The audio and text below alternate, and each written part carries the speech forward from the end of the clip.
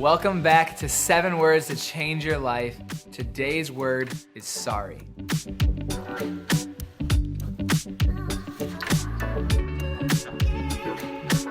So I have a 3-year-old daughter. Her name is Sienna, and she is amazing.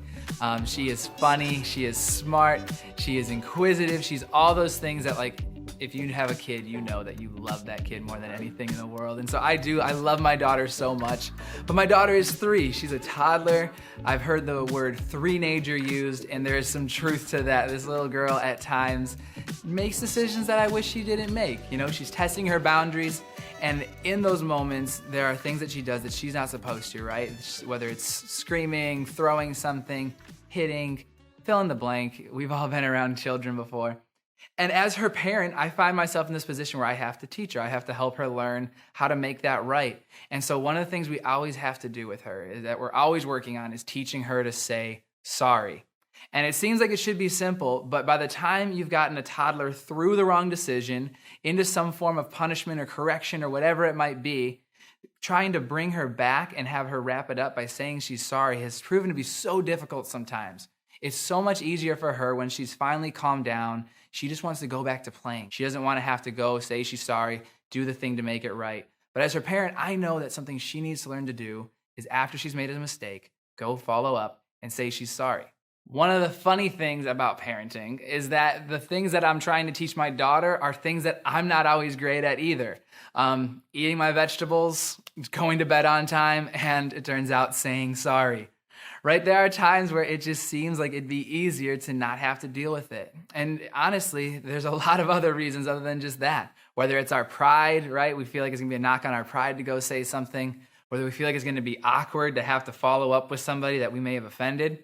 Sometimes it does just seem easier to not have to deal with it, right? We just wish we could move on. We want people to forgive us without us having to do the work of saying sorry. We want people to understand without me having to follow up. The reality is, if we want to have success in our relationships, we have to learn how to follow up and say, I'm sorry. In Matthew 5, Jesus talks about this idea of following up and making things right. Matthew 5:23 says, therefore, if you are offering your gift at the altar, and there remember that your brother or sister has something against you, leave your gift there in front of the altar. First, go and be reconciled to them, then come and offer your gift. So Jesus calls us, even in those moments where we're worshiping, that, man, if we are at a point where we've offended somebody, we need to go and make that right. Jesus is telling us that it's a priority for us to be restored in relationship. And that takes us learning how to say, I'm sorry. If, as followers of Jesus, we want to be living in a way where we aren't ignoring the hurt that we've caused people. If we've been forgiven by God, we still have to go and ask for forgiveness from others, because we are called to live in unity and harmony with each other. And we have to do our part in that by asking for forgiveness. It all comes down to one simple word: sorry. If you have a friendship that feels like it's been a little bit rocky, maybe that's what's missing. If you have a relationship in your life that has a lot of tension in it, maybe the thing that would start to ease that tension is apologizing and saying, I'm sorry.